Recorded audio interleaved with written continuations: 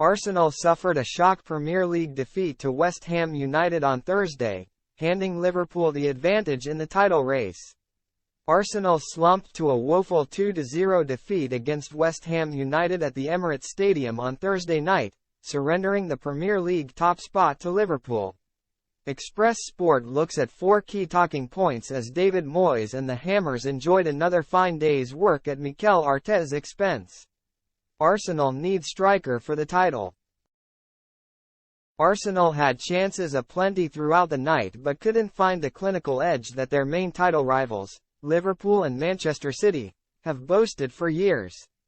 Mohamed Salah and Erling Haaland have each netted more Premier League goals than Arteta's 2 strikers, Gabriel Jesus and Eddie Nketiah, combined this season. January isn't renowned for being the optimum time for high-profile transfer business. However, Arsenal need to buck that trend this winter and make a signing that they won't win the title without. Moyes breaks nightmare streak. Before this evening, Moyes had never won a Premier League game as a manager away at Arsenal, Chelsea, Liverpool or Manchester United in 72 attempts. He had only gone without a league victory against Chelsea, 23 games, longer than Arsenal, drawing 4 and losing 18 of his previous meetings.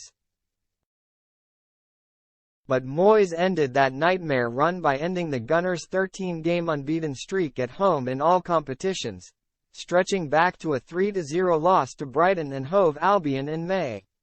Arsenal had won their previous 7 games at the Emirates by an aggregate score of 21-2.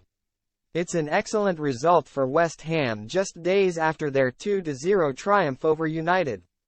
More VAR controversy for Arteta. Arteta was left furious after a controversial goal that saw Newcastle United beat Arsenal 1-0 earlier in the season. There was mass debate over whether Joe Willock had kept the ball in play during the move, which ended with Anthony Gordon scoring the winner.